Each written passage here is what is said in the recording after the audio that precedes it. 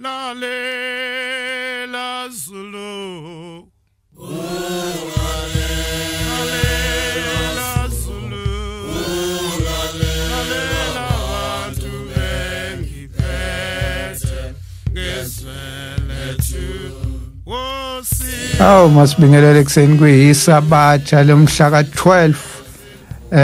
enyakeni ka2022 thaba kaSambothi inanda 88.4 FM uhlelo Sikhumbula Ekuphakameni sinaye umfundisi uJS Mhlongo siphinde sibe nayo uSandile kaMwandla sibonga umdalo osigcinile njengoba sasicelile zathi siyacela umdali asigcine uma evumile ke siyophinde sihlangane futhi hayi nakho umdali uvumile siyaphinde sahlangana kulo lolu hlelo kuseni kuyiSabatha nanda 88.4 FM ngoba sike sikhuluma kakhulu ngicela ngiqale ngayo inamba nangeindlela esitholakala ngazo kula e-studio sitholakala enambeni ethi 031 510 9709 031 510 9709 siphinde futhi sitholakale kwi-app uma ulalele wena uyithola inanda FM ungamyalela no okude nayo ongakwazi ukuthi ifike la ekhona ukuthi no siyatholakala umhlaba wonke siyatholakala kwi-app ye-inanda 88.4 FM uyakwazi uyidownloadayo bese yakwazi ukusithola la ekhona siphinde futhi ke sizosebenzisa inamba kaWhatsApp ethi 076 054 3833 inamba namhlanje soyisebenzisa leyo ngoba i-load shedding ike yathi ukusiphazamisa la inamba futhi kaWhatsApp is 076 054 3833 ake ngibingelelise e-studio ngibingelelise mfundisi wenkosi Imini yeSabatha mayibenhle kwabancwele sibingelela kuphila finyelela khona iphimbo lenanda FM 88.4 inanda yonke amaNazaretha wonke umphakathi wonke olalele sibingelele nabantwana bonke abasilekelele ukuthi sikhule kahle sikhule ngomNazaretha ekseni nje ake ngibingelela insizwa ngidlula ihleli lapha sibusisiwe clinic uSivuka khoza umkhathini kuthiwa phela la ekupheleni la umthandazo thabatha ugejuli uyayisebenza umfoka khoza esibusisiwe ngomdlula ehleli egade umsebenzi wakhe uNkulunkulu akasisize kuphelele kuthiwa amaphara ngoba kufanele sihlale sigade mkhathini siyakubingelela inkinga sababingelela abakhona inkinga lemfundisi sakwazi ngisho ukulala umuntu kufanele ahamba yogada ususejele ngisho emzini wakho kufanele ufake amabhekla gas ufake insimbi musu uyifakile insimbi ufaka ameva futhi kuke kwangathi ungazwakali kahle la eqaleni lakho kodwa sengithinta inkinobho hayi sengiyakuzwa nawe yes siphinde sibingelele kumfoka kamkhathini lapha sibusisiwe clinic lapha edube mall ngaphandle kwasedube mall siyajabula ukuthi khona basilalele ekseni kangaka ngalesikhathi siphinde ke manje singene udabeni esobe sihlangene ngalo namhlanje mfundisi saqhubeka kuwo uMarch 10 1910 okunyaka lo okwehla ngawo isimanga sakhuluma kakhulu ngeSabatha edlule sikhuluma ngalolu suku ukuthi kwehla iNkanyezi usuku uShembe asuka ngalentabazwe ebheke la ezweni laseMpumalanga abake bakhuluma abantu abadala bathi cha indaba yaseThekwini ibingakhulunywa noma indaba yaseNatal ukuthi mawusuka nje le bathi siMpumalanga ngala ngakuthina bekubuzwa kanjalo ekuthiwa iseMpumalanga manje ubaba uMarch 1910 ke lo esike sachaza ke sathi ke sekwanda igama lokuthi uKhismus esingaze noma liyafitha yini kahle kodwa ke singenile la sangena ngesihlabelelo isihlabelelo u90 ulalela Zulu ngiyacabanga ukuthi ngoba sikhuluma ngalo ukuthi abantu bangiphethe ngezwe lethu ukuthi uShembe efika la ngempela yini le ayesilethele yona wayeze nani yini le njengoba kuthiwa ufikile umkhululi umkhululi wethu wayezosikhululaphi wayize nani wayezosinikani uShembe umfundisi ufikile umkhululi babazani wemadoda abezombusazwe into yokuqala esikhalwa ngayo amaqembu amaningi athi likhululeke kanjani izwe uma izwe lethu lisephansi kwabacindezeli uthi uShembe ufikile umkhululi mefika into ayihlasela kakhulu kwabe yizwe elathathwa kakhulu ibona abamhlophe eke sithatha indaba yaseNtanda indaba yaseNtanda uyithenge ngesikhathi kuthiwa umuntu omnyama akavunyelwe ukuthenga indawo kumuntu omhlophe yebo kuthiwa nje umuntu omnyama akavunyelwe ukuthenga iplazi lomuntu omhlophe kodwa ngoba yena wefikile umkhululi ongadingi ukufunda akaze ayenze lento okuthiwa ipolitical science yonke leyo nto akayenzanga kodwa waqhamuka neyasezulwini wafika umlungu bathi wagijima ezothi sizwile ukuthi wena izolifunayo ulifuna njengoba likaNkuluNkulu akulona lo muntu akasho ukuthi lethu thina abamnyama wathizwe ngilifunayo likaNkuluNkulu ngoba mina ngithunywe uNkulunkulu wangena umlungu seqaqamuka ingakho ngoJuly phakathi ka7 and 8 zihambi intombi ziyentanda ziyobonga lolo suku ukuthi uNkulunkulu wathuma ingilozi yafika yakhuluma nomlungu sithi isihlabelelo lalela Zulu lalela abantu bengiphethe ngezwe lethu uyazizwa izizwe zivunga mayivunga ngezwe lethu ukube babazi ukuthi uthini mekhuluma kanjalo kwakufanele abo ukuqala ukuboshwa bengakaboshwa bonke kodwa wacasha hayi cashisa ukusaba ecashiso ukuthi ufuna abangezwa wakwenza umthandazo bacathi uyathandaza kanti uthandaza ngempela kodwa uNkulunkulu wabavala ingqondo avula izindlebe zabo wabavala ingqondo bangabo nanga umuntu epolitika wapolitiko kobala uShembe mfundisi ngamanye amazwi wayezokhulula inyama nomphefumulo inyama ihlala ezweni umphefumulo uhlala edokodweni bese uya ezulwini manje ingakho athi methenga indawo yakabheka bezayo awulale indaba kaShembe wayithengela inyama uma umphefumulo usuphumile wayithengela indawo wathi kwababheka bezayo uthi umlungu Shembe le indawo oyithengayo leyo suyithenge ngaphesheya uthi kabheka bezayo izokwenzani uthi yena ngenzela ukuthi ngelinye ilanga makufika usuku lukaDanyela ebuza uNkulunkulu kuminta abantu owabashumayeza basho lapho ngekhomba kabheka bezayo eke sikhulume le ndaba ke sihlabelele ezingene ngaso lalela Zulu ithi indoda yakaMncanga umkhulu osemdala kakhulu ngihlangane naye ngo94 inkosi yayisithumile ithume umfundisi uMngomezulu nomfundisi uShabangu ithi hambani lotshela ingonyama ukuthi senilethizwe ngangikhona lapho isihlabelelo 183 ngiphambanisele ngathi mina u90 183 ngangikhona lapho safika ebusuku safika ingonyama ngempela ingekho kusaliwa isikhathi sokubonisana ukuthi amakhosi azonikwani okwakuyonto kodwa uShembe ngesikhathi ukuthi amakhosi azonikwani wayekhona ezokula indaba yezwe lamakhosi izwe likaZulu ngaleli langa ke methi lalela Zulu ileli langa lapho khona kuzanya ukushisa umuzi waseLinda owaze wahlaselwa kathathu bathi kungakafiki lo lusuku na intaba ngaphesha waseLinda bathi wayigijima anyuka ephezulu abuyehle ulungisela uhamba zoluhambo lude ngobethi baba ngilolu hambo losizimele inyembezi bathi wayehlabelele gijima ethi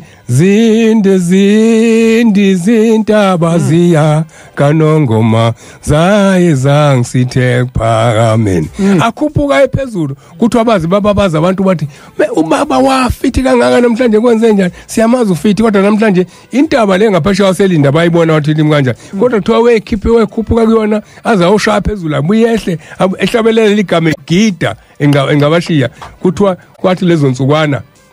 wesiyaphuma mephuma uphuma uyahamba ngoba sebeyeza iphuthe lalikhona kwakuye ukuthi uma ehamba eshumayele endaweni zamakhosi bese kuthi laba ababephethizwa abacindezeli bese bemakhosi niyambona yini lo muntu ukuthi usehlala esihlalweni useyiguqelwa abantu bake baniguqela nina abantu kunina abathi bayede kodwa kuyena bayaguqa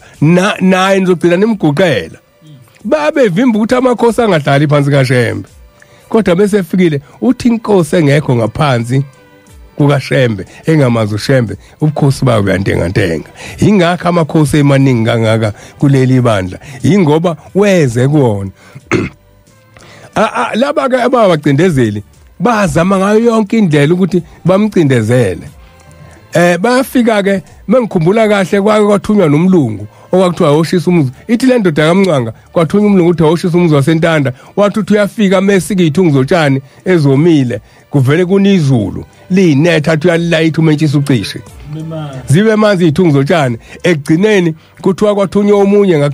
ngelinye ilanga kuthiwa wafika kuqanqula amathole einkomo amancane imveve hayi asekhulela imveve abantu abathi imveve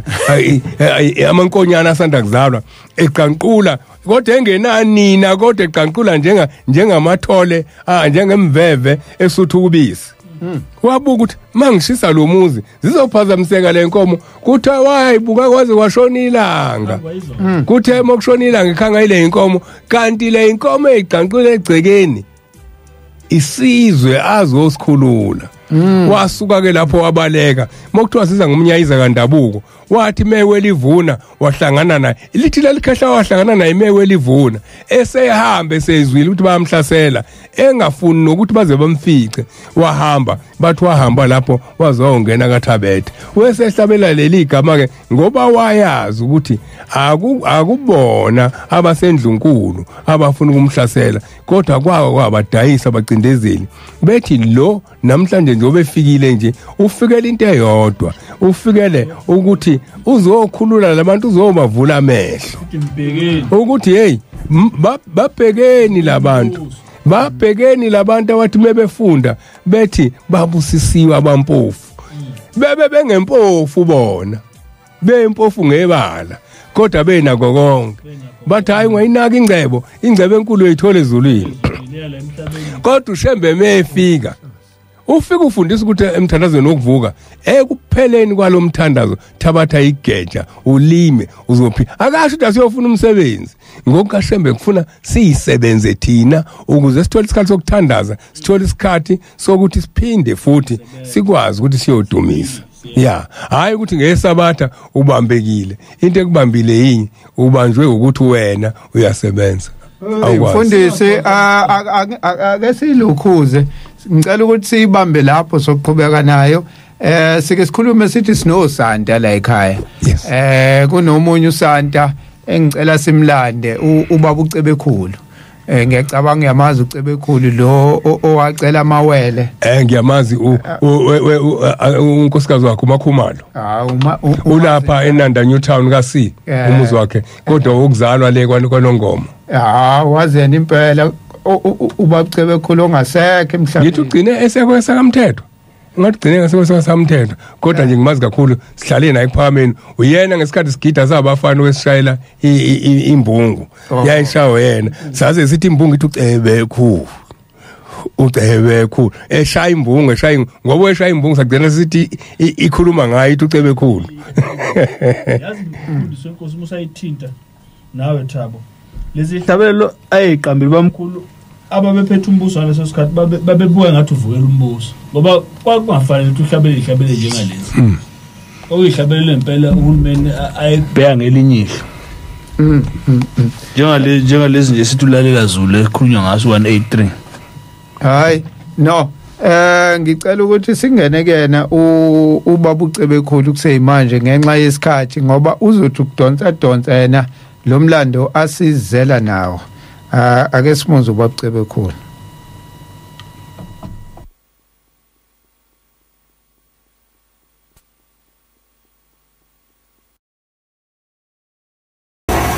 sengiyahamba ke ngiyakwaZulu ngiyokhuluma namakhosi akhona kwaZulu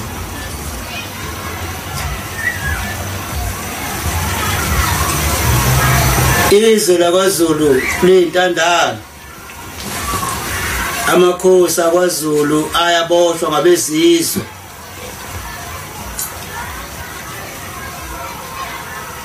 Njoba ngihamba nje ngiya kwaZulu, esihamba nabo siyahamba nabo siye kwaZulu, siyokhuluma namakhosi.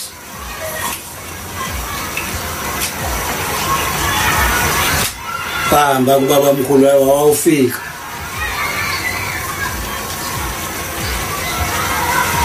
elinda. Mayefika lapha elinda wafikela emzini waseSuthu, emzini wenkosi uDinizulu.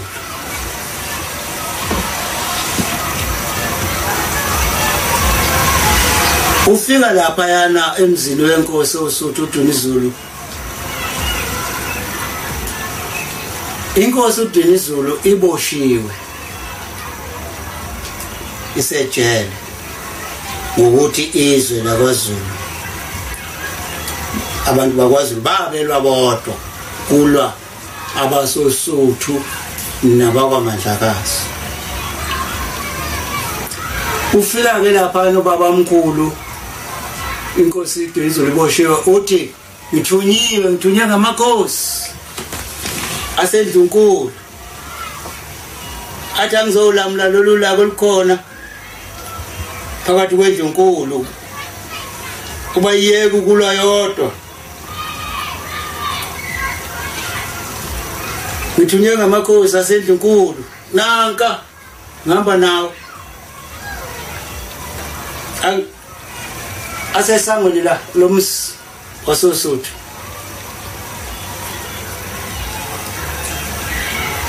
Ufika lapha ubaba mkhulu, izwe lakwaZulu liphethwe indlovukazi nina kaDinizulu okaMsweli.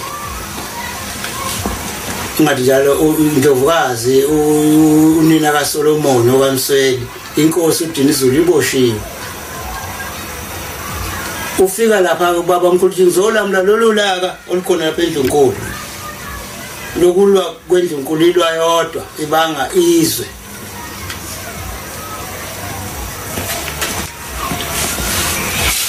Kuthiwa ngizolamula lolu laka, nanka amakhosi engihamba nawo aholwa inkosi uShaka, uhlabelele ihubo, uthi ngimemeze ubusuku nasemini, inkosi kawungizwanga ngani, ngivinjelwe yizo zonke izizwe eziphansi kwezulu. Zizwe lalani uzulu ezwakale phambi komsindisi. Uthi ke njengoba ngilapha nje ngizokhulula amakhosi ejele,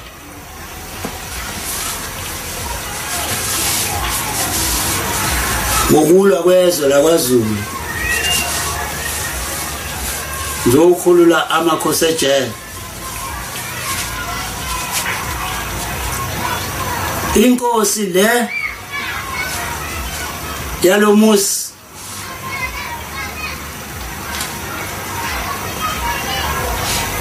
elisabuye la emzini wayo oSuthu, njengoyise naye ungabange sabuya ukuze emzini wakhe.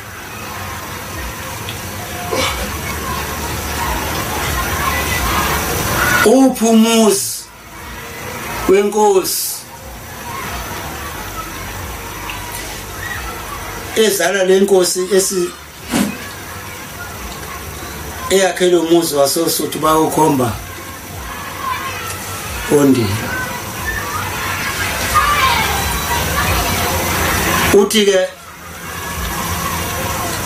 abantu bakwaZulu banecala ngoba lo mzi wenkosi iyawufuna umuzi wayo, iyashiwa phi, yazihambela endleleni, yahamba isijele isibofu. Ngizonitshela ukuthi ke amakhosi ayayifuna imizi yabo.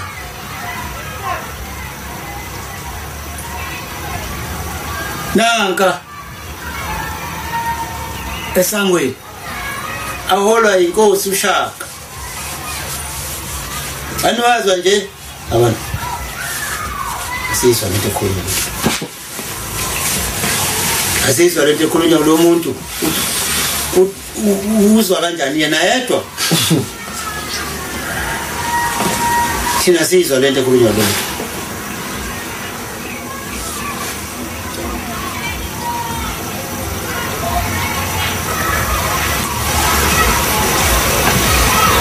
ufika lapha kuBaba mkhulu kunamadoda amabili ayengamakhosi futhi eInduna nkulu zakhona eNdlunkulu yiwona amethula lapha eNdlovukazini lamadoda amabili okaMsweli Nkosi yakwabuthelezi ezala lenkosi yakwabuthelezi khona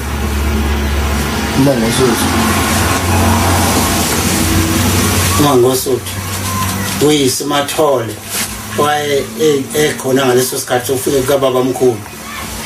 oSuthu inkosi yakwaZungu umqiniseni waye khona ukufika kuBaba mkhulu emzini wasoSuthu ewatshela lamakhosi amabili ayizinduna amakhosi ngithunyiwe ngamakhosi athi amakhosi vusani imizi yawo le nkosi eyakhele umuzi ayisekubuya ize kulo muzi abezizwe ngeke besayibuyisa bayilethe la siboyithatha bayilahla le enyakatho yesu kunintela khona inkosi ngesabuyisela uthi lokho engikhulumayo asikhulume thini into engeke yenzeke inkosi ezala lenkosi yakhele umuzi Sisekuyo la ilele emzini wayo bathi cha ilele bathi lele entabeni kwenziwa yini bayilala entabeni namhlanje abezizwa bafika bazoyithatha leyo nkosi bazoyifaka ejele sasikhona beyinikela amabhubesi bethi ayidlwe amabhubesi yithi esathi kumabhubesi angamezi lutho lo inkosi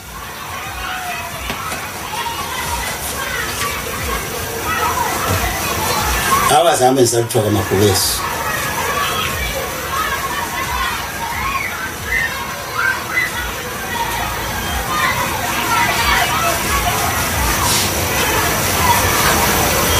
ngiyakhona lokho sikushoyo what siyakuza umfundisi baba kuza umfundisi baba mkhulu siyakuza umfundisi kodwa wawuphi wena uthi sasikhona ucetshwa ayinikelwa ngabesizwe mabhubesi amhlonipha alala phansi kwasho ukuthi sethi alale phansi inkosi isizwe sakwazulu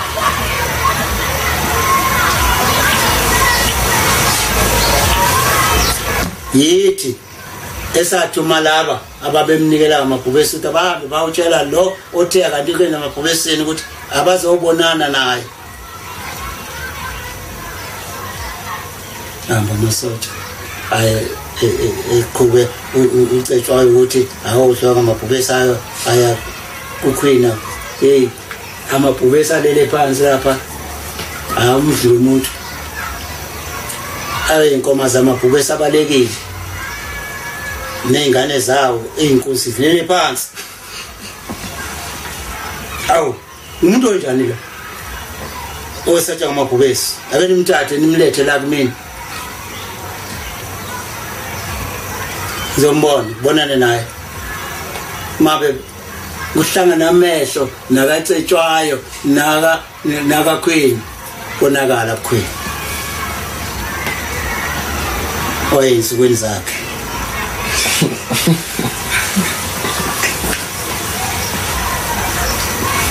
oyensukwini zakhe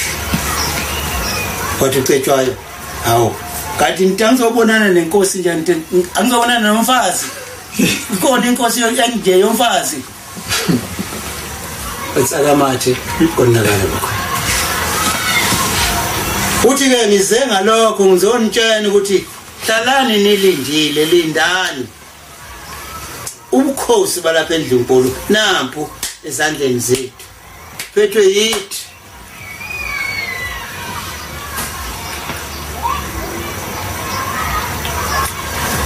wena Buthelezi nawe Zungu ningamakhosi alapha eNdlunkulu ndinduna nkulu zalapha eNdlunkulu uma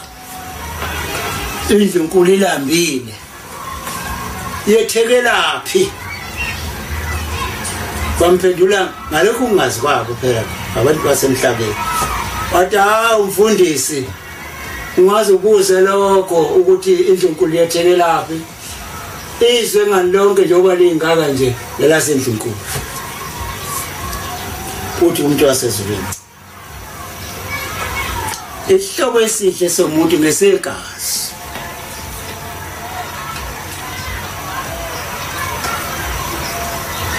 ngokwandisela isihlobo esihle leso wena Mathole ufanele uba isihlobo salapha eNdlunkulu segazi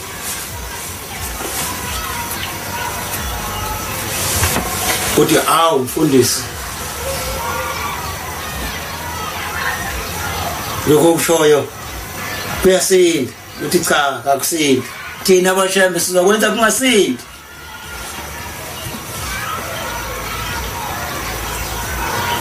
bahlele esangweni lapha bahleli khona nowabankulu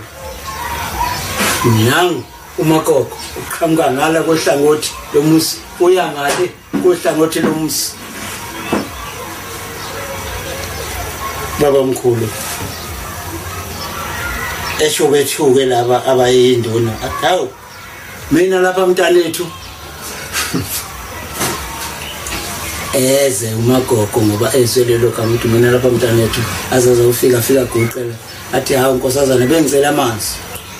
bathi laba hawu uMathole nomqiniseni fundisi ayikho into la umntwana laseNdlunkulu nkosazana dala eNdlunkulu ayikho into hawu babamkhulu polisa njona zenkosi ngiyaxolisa njona zaseNdlunkulu bengicela amanzi nkosazana umagogo yena ngaphakathi esigodlweni akamazi ngomcakulo wabuye nawo ulemboze ngethebe khona ithithana encane baniyazazi ngezilukwane wena isithebe sibeke phansi thatha amanzi anike ubabamkhulu athi babamkhulu qala uphuze wena nkosazana phungula ukhamba la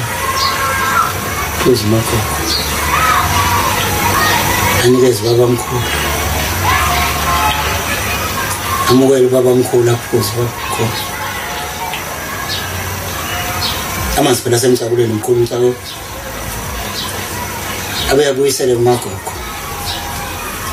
edlulisela lapha enduneni yenkosi Buthelezi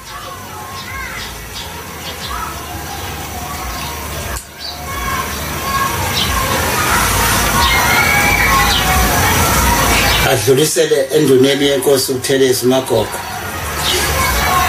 esabumukela uMathole akhipha uculo wakhe lapha entanyeni ubabamkhulu uyayifaka izinto lensizwe yasezulwini khipha uculo wakhe lapha entanyeni alugaxa umagogo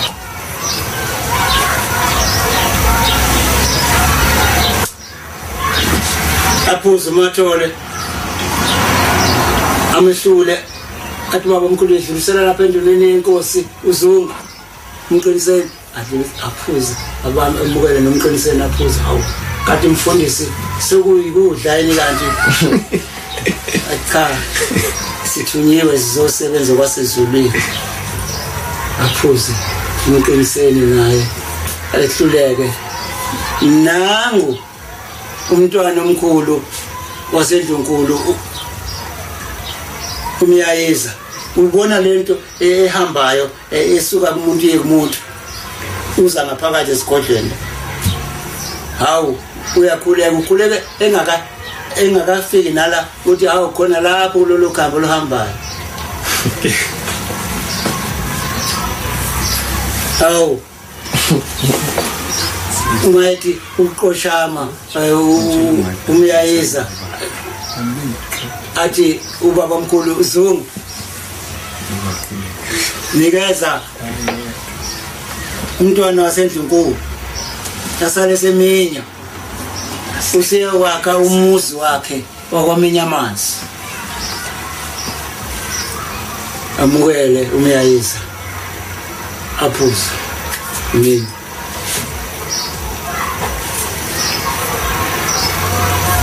ajawu sesiyabonga-ke umntwana waseNdlunkulu siyokwakha umuzi wakho wakwaminya amanzi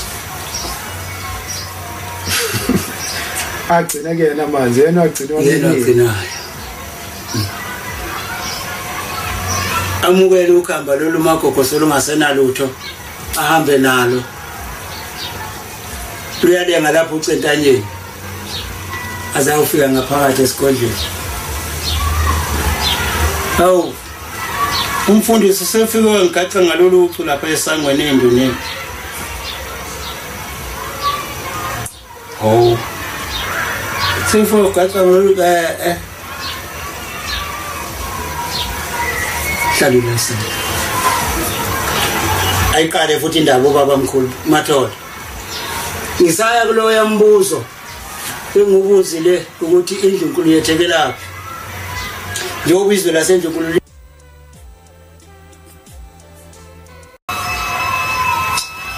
umfundisi lo mbuzo umfundisi nguphendulile sathi nasizosebenza sizokwakha ubuhlobo baseNdlunkulu nani sindoni zaseNdlunkulu singeke sikhulume ngalo uZungu ukuthi singathi kuye kukhona ubuhlobo esingathi singabakha ngaye kunovalo yesaba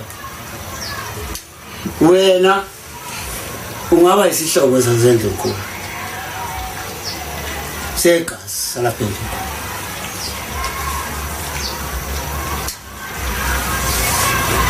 oh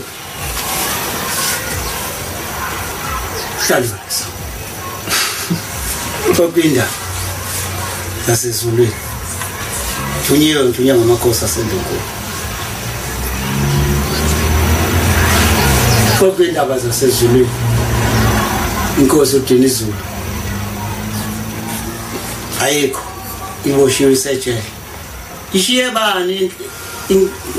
inkosi lapha ekhaya ishiye uNdlovukazi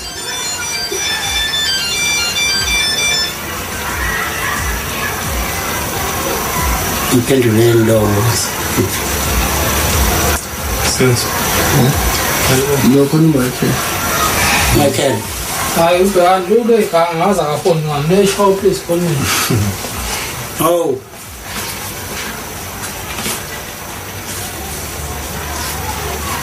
hamba isikhathi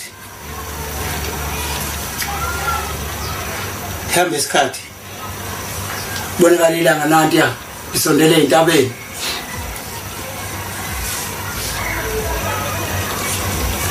abuye umagogo ngale ngaphakathi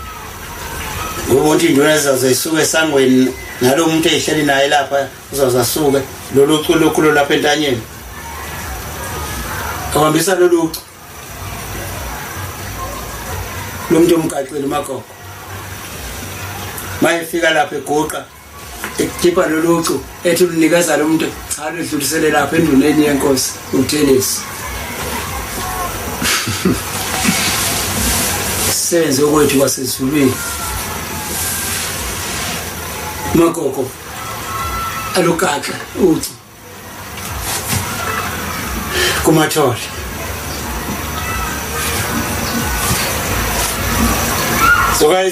sokuzidumo sangweni la baba mkhulu sesho kwakube ezulwini yule sayithatha thina bakabadeli yule ikuyihlaya lapha esangweni hawu noma gogo naye uhleki ihlaya ngoba lento ayenza uyayazi ke phela intombi mayisina lapha intombi ziyakhiwa kodwa ke manje yena uma esetubuyisa ucuku lo muntu amkhile uthiwa akaledlulisele enduneni yenkosi hawu Thelisi ubona kusokushaya nesikhathi sokuba sehlukane thina boShembe sesiwenzile wethu umsebenzi sesiuqedile uwe ukuthi wasekutshela ukuthi usiyoba isihlobo segazi salapha eNdlunkulu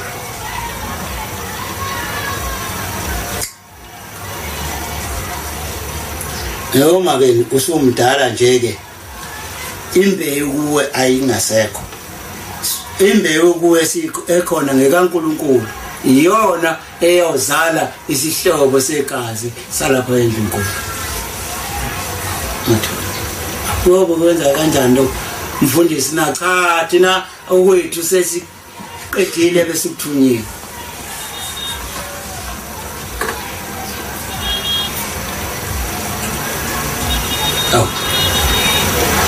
ses kuhlukwane sana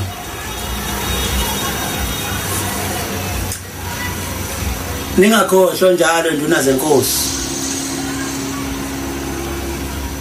ukuthi ngitheni kini ngithunyiwe mina ngamakhosi aseNdlunkulu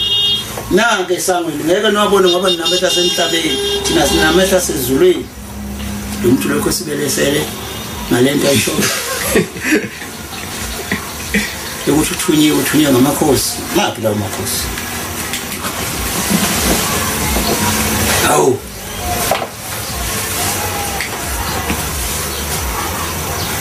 umyayeza nayezwa le ndaba awu mfundisi wathi uthunyiwe ukuba uzokwakha isihlobo segazi saseNdlunkulu ukhuluma nezinduna zaseNdlunkulu uthaka kanjani isihlobo segazi saseNdlunkulu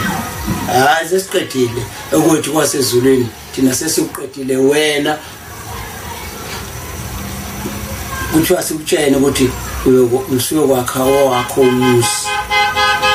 kamina ngoba lapha ekhaya nje kukini ngoba kuseNdlunkulu kodwa awukho wakho umuzi unawo kusekhaya phela lapho mfundisi cha aphelele kufuneka wakho umuzi waseNdlunkulu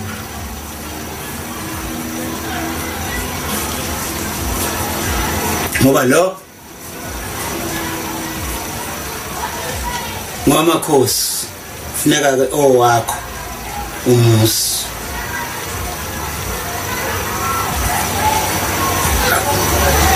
lo muntu lona ukhuluma lokhuluma uthi angiphume la ekhaya eNdlunkulu utshela lama induna lezi amakhosi laseNdlunkulu induna zesilo ukuthi azakho ubuhloko begazi laseNdlunkulu hayi lo khona eze ngakho cha ake ngenze icebo lokuthi ngibize umhlangano neinduna zaseNdlunkulu lezi esikhona la nabatwana baseNdlunkulu uthungule le ndaba yalo muntu uthini lo muntu hlukana nobaba mkhulu ayele lapha naye edokotweni lakhe ayakhele lona ngaphandle esangweni lapha bayihambele nabo bayiyele emadlangaleni nabo ayiqoqe induna umyayisi enze umhlangano umhlulelo khuluma kwakhe akona kufihlile uzazi ngani izindaba zaseNdlunkulu yini athuthunywa ngamakhosi aseNdlunkulu lawo makhosi akhuluma ngawo angasekho kona into esengayo lo muntu yesikhohlisa kona into esengayo hamba isikhathi ayithi lo mhlangano wenze usuku umyayisi wenze usuku lo mhlangano ngo-2 fike ithunywa zasezulwini zitshela ubaba mkhulu kunomhlangano ngayo iNdlunkulu abantwana baseNdlunkulu neinduna zaseNdlunkulu ehlangane kuthiwa wena uzothatha leli lizwe laseNdlunkulu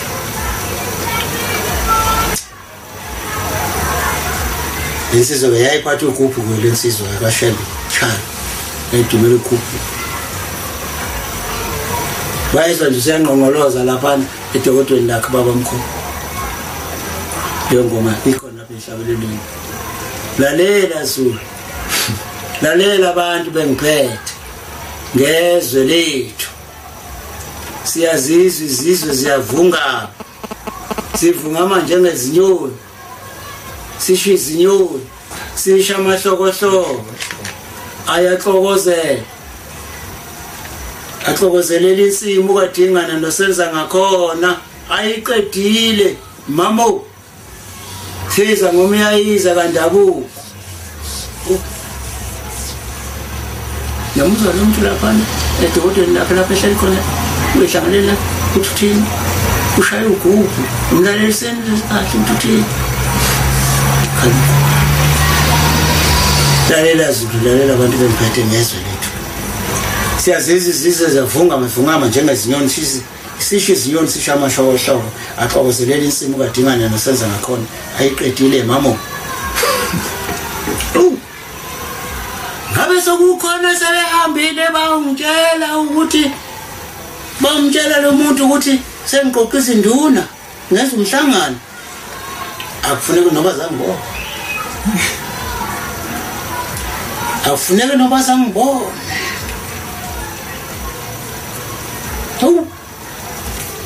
umthwalo umyayisi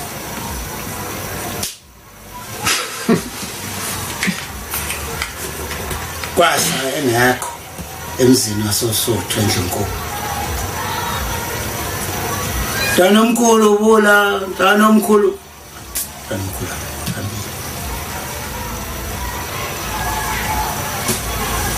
Tanomkhulu hambi wasengekho ekuseni ngakusasa sevuka ubaba mkhulu cela ukuvalelisa eNdlunkulu kodwa alishiyayo lapha eNdlunkulu linye ufuna ukuthi ebuya ngesikhathi esizayo esilandelayo afike lapha ezinduna lezi amakhosi lazi induna zaseNdlunkulu uMathole nomqiniseni bese besho ukuthi iNdlunkulu yethekelaphi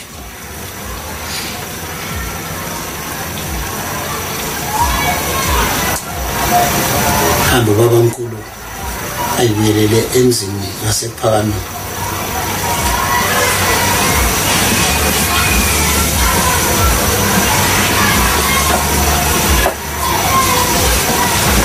kakhulu Solomon lufika uthanda kumagogo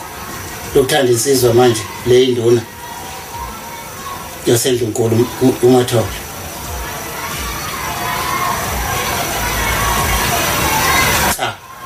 Leli gama lasho lo mfundisi la uthi ufuneka isihlobo saseNdlunkulu segazi dadewethu sakhele isihlobo ngale nduna yenkosi Thelisi.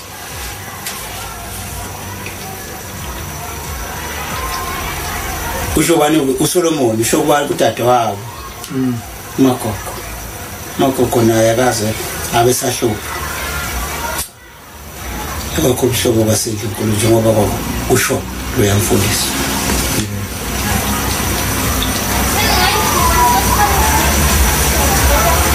Kwakhe Mathole Makoko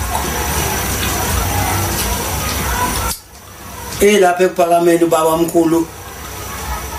wezwa ukuthi ingcawazelo inkulu leNdlunkulu abakwaZulu bathi abakwaButhelezi sebenecebo lokuthatha umbuso waseNdlunkulu nokuthatha inkosazana lapha eNdlunkulu. Sifuna ukuthatha izwe lakwaZulu. Indaba yenziwe ulo mfundisi othe kufanele kube khona ubuhlobo begazi leinduna lezi zeNdlunkulu.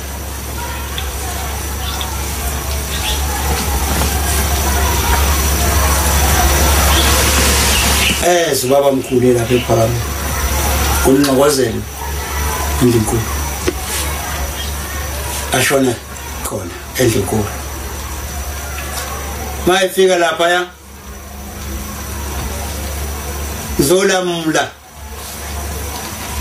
nabaseNdlunkulu lo msindo khona la awufuneki, amakhosi awawufuni lo msindo khona la eNdlunkulu.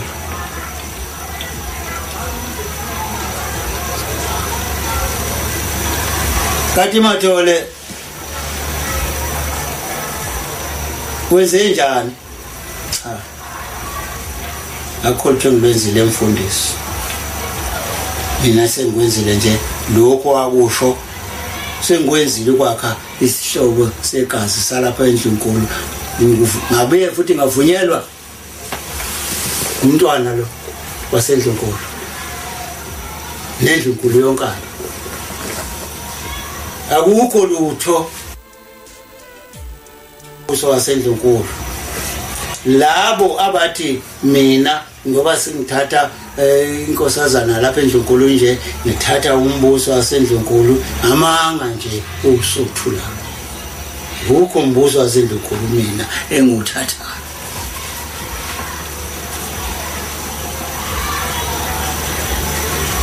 Thina ke Mathole lokhu esikwenzile kuwe sakhe igatsha lobukhosi baseNdlunkulu.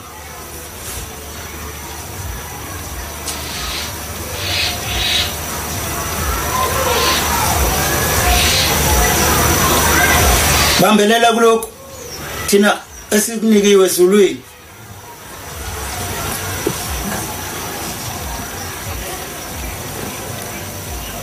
Besihlobo segazi salapha eNdlunkulu beyigatsha lobuhlobo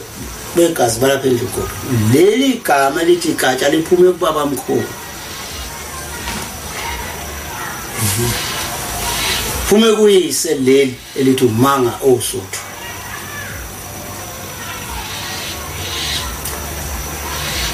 Mathole wazala yena yedwa futhi umntwana lo kaphindanga. Akho umunye futhi wabuya umelana kwaba uyayadodo. Yobe khona nje umntwana wakoThelisi wayesekhulile uyise Mathole. Uyise wayesekhulile kakhulu, eganiwe enemizi ayimuzi enemizi engaphezulu futhi kweyenkosi,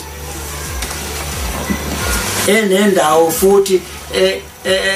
eyakhile endaweni lezi zangakhona ngale kwaZulu,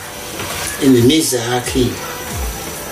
Bantu bavunga manje ngokuthi uthatha ubukhosi baseNdlunkulu ngoba bebona imizi le engaphezulu kwemizi yaseNdlunkulu, kodwa beyinduna yena futhi yaseNdlunkulu.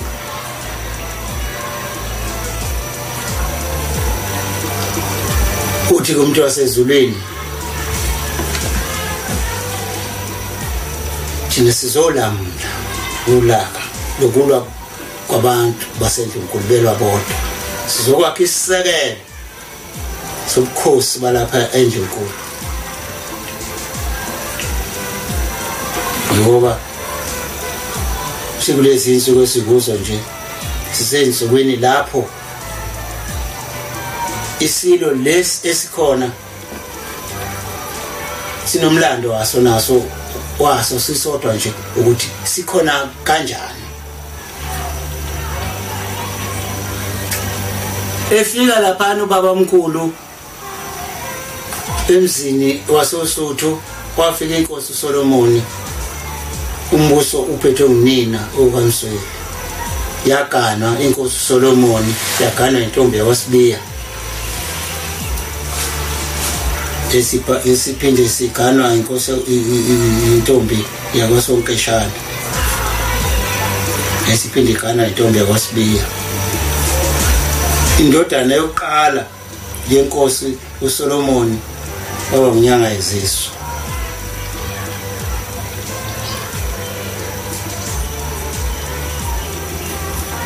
efika lapho ubabamkhulu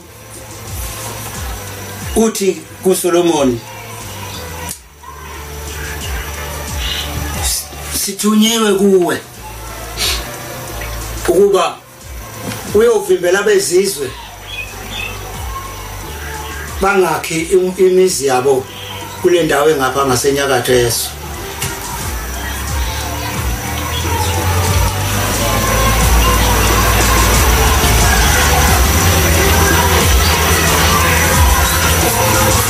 inkosi uSolomoni yasuka yona emzini kayise oSuthu siganiwe ilamakhosikazi ayo yaya kwakha owayo umuzi ayakha lapho kwakuthiwa yayokwakha khona yakha kweyayo indawo yakha umuzi uthiwa obizwa ngokuthi kuseMahashini umuzi wakhe uSolomoni kuseMahashini esewakhelele umuzi uSolomoni waseMahashini wathi babamkhulu ufuna ukubona lo muzi owakhe uSolomoni uthi wakhe khona lapho uNkulunkulu athi akawakhe khona umuntu uyafika ubabamkhulu akawakhile uSolomoni umuzi la ingilozi yayithi akayowakha khona wakhe yakhe indawo uyafika lapha ubabamkhulu uyamtshela ukuthi njoba size lapha nje sizobona lo muzi owakhile ukuthi wakhe khona ni lapho okuthiwa yakha khona uvimbela abezizwe uthe mase fika ubabamkhulu lapha wafika usiwakhilele umuzi wakhe ngeke sasho lutho usuwakhile kodwa ke esizokunika khona kunye kuphela thathe owasezulwini thatha ubukhosi bakho bezwe lakwaZulu khona sikulethile lapha thina boShembe umbuso wakwaZulu uwo siulethile la Solomon akabonanga lokho yini ephethwe ngubabamkhulu engumbuso waseNdlunkulu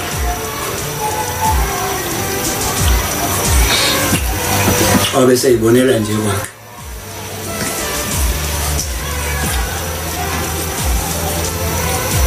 bese khomba umuntu nkosazana kababamkhulu egane yena Solomon ukusonke mhlambe niyayazi kambe no mhlambe niswa ngendaba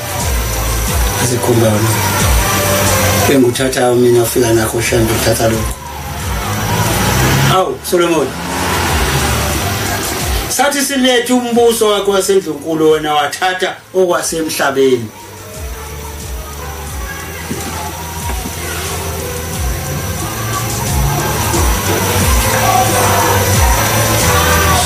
sesiyaxola ke sesixolele ukuthi ngoba imbewu yakho uzawuba nayo izoba ningi iyona esiyokwakha lapho ingilozi ethiya vimbela khona bezizwe bangathathi bangakhi le ndawo yakwaZulu bakhe imisi yabo khona.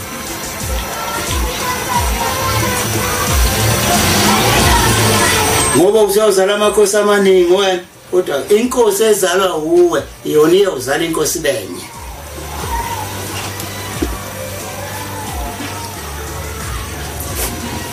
Umbuso wakwaZulu uyobuya ezandleni zaleyo nkosi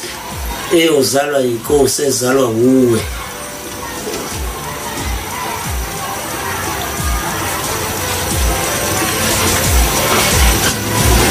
Umbuso wakwaZulu ubuye ezandleni zesilo lesesikhona nomntwana okwaphinda ngene. Bazokhumbula abanye abafowethu kina makhosana lapho okuye kwakhona umbuso wakwaZulu obuholwa ngumntwana okwaphelisa ngophinda ngene.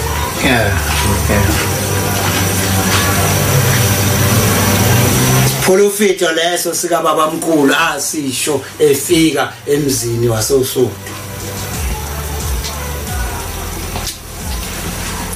Inkosi lekho nisilo lesesikhona sikhulunywe ngale nesikhathi sika baba mkhulu ukuthi iyoba khona kodwa iyoba yinye ebunyeni bayo ukuthi siyozala amakhosi amaningi. Ingonyama lekho nizele kakhulu kunoyise wazala yona Isele kakhulu yona kunoyise noNdlunkulu bayisithupha ma uyise yoNdlunkulu babe bathathu nje kuphela inyanga yezizwe. Ila umazi hlobo zenkosi enginawo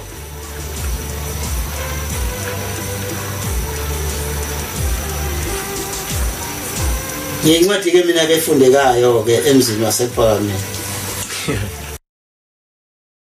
Siyabonga kuBaba uCebekhulu umfundisi wenkosi. Nginopho zami kuyihlupho la. Uba uCebekhulu usekhuluma into eziningi kakhulu, uba uCebekhulu usidonsela umlando. Umlando kaMprofethi uShembe baba mkhulu. Awupombela isitimela sakaMampondo eya eNdlunkulu. Eyokhuluma indaba yomhlaba ngoba ngisho sifunda iBhayibheli ngisho siyapi indaba nje eziyitholayo kukhulunywa ngomhlaba. uShembe uzathi emthandazweni wokuvuka ngithi uverse 21 lathi khona ukuthi abathi igedilimo uzophila ngakho uzothi abathi ulime umhlaba ungenawo. Ngoba manje into ekhona indaba yomhlaba angathi makhulu indaba yomhlaba ke ngazi indaba endala indaba yomhlaba ngisho amakhosi ayilwela umhlaba wafika uShembe wafika wazokhuluma indaba yomhlaba. Asazi ke noma thina amaNazaretha sisakubona yini ukubaleka komhlaba lokho kade ayikhuluma ngakho uShembe. Umhlaba siyayenza inento athi asiyenze kuwona. Iningi indaba kaShembe mfundisi nomhlaba kodwa ngingaze ngone indaba kaBaba uCebekhulu mfundisi eziningi izinto ayithintile uBaba uCebekhulu. Sibonge uBaba uCebekhulu esekhulumile ngenhlanhla ngiyamazi. Ngiyibonile nezingane zakhe. Umuntu oqale ngambona ekhulisa amawele amana abafana bodwa bakhula sababona emzini waseKuphakameni. Sababona bekhula. Ngithi kusela babili kulabo bafana. Babili abasele manje basekhona. Ngikuthanga kade ngibabona. Bakhona wethola amawele amane wonke kumakhumalo unkosikazi wakhe. Manje na bakhona omunye balaka sinje bonke bakhona. Manje na ke indaba kaShembe badwana abahle bokumkhonza uThixo. Ekasibuye eNazaretha ke ngikhulume nani ngqo. Uma nizwa kuthiwa lalela Zulu lalela abantu bengiphethe ngezwe lethu. Leli gama alifiki kuShembe ehambe yofundela umculo elanda ama notes elanda yonke into kodwa lifika nezingilosi kuyena. Melifika neingilozi kuyena zithi ahlabelele sasigeke. iKaZulu kwakuye ukuthi makuthandazwa kuculwe isigeke sasumthandazo. Ubabuyisela khona uthi lalela Zulu lalela abantu bengiphethe. Le ndaba engiqale ngayo yokuthi lalela Zulu iyona yodwa manje esikhulunywa uCebekhulu. Ithi ke indaba ubaba mkhulu esesuka khona lo mhlangano okuthiwa wahlangana eyotshela iNduna ukuthi nangu umuntu esekhulekelwa yagcina idlula iziyofika kwabamhlophe ababe namabandla ngoba abantu abamhlophe basihlule ngamabandla. Ngiyadaba ukuthi kuningi esikuphethe la ongeke kuphele njengamanje. Kuningi kakhulu kungaphezulu wethu. Indaba kaShembe ayipheli. Ingakho abantu beyibuza ukuthi niloni kufunda iBhayibheli lika Jesu nje nizolakha nini elini. Khona incwadi ke ethi iBhayibheli iTestament alenziwa esekhona umuntu lenziwa umuntu esehambile. uShembe akahambi ingakho isiphambano sakhona sinamaringi egcineni. Lama ringi athi uyabuya lo muntu ubuyele esiqwini ngoba wonke amaringi esiphakathi nendawo sikhombe esiqwini esiphezulu sikhombe esiqwini ezingana asisikwa asishintshwa asifani nalesa sinendawo esine end esinama end phezulu esine end eceleni esine end ka left and right nangezantsi futhi siyagcina sigcina enhlabathini ekaShembe iyadlula ihambe zonke indawo. Ingakho mokukhuluma indaba yokuthi mayefika ubaba mkhulu uthi uzolamula impi. Ngibonile angisazi ukuthi unyaka kwabuyimuphi unyaka kuyiwe eNdlunkulu inyanga yezulu mzwane kuyokwenziwa inhlambuluko yosuthu nomandlakazi ngangikhona lapho la ngabona khona isimangaliso yathi miqhamuka inkosi inyanga yezulu lapho yaqhamuka amabutho ayehlele egroundini elingaka right phambi kwasosuthu yayihleli lapho ingonyama namabutho umdlokombani wawuhleli lapho. Utheme beqhamuka inyanga yezulu nohidele imoto izongena lapho usuthu amabutho asuka wonke ashiya ingonyama yodwa kwamemeza iNduna yathi inkosi ayishiwa yodwa. Yafika yenza lo mcimbi kwakuhlatshwe inkomo eyiningi ngendlela exakayo kodwa ngabona amaduna kwakwenza amaduna wodwa ayihlatshiwe ngalelanga ngawabona eshintsha elinye libone elinye ukuthi liyintombi elinye lakhwela kwelinye bathi abantu nayi imhlola sakubuka ngamehla kwenzeka ngangikhona lapho. Ngisho ukuthi indaba kaShembe isimangaliso sesithola ke isimanga sokuthi ebukhosini bakaZulu makho umuzwa selinda uthi lo muze engiwakhayo njengoba ngiwakha lapha nje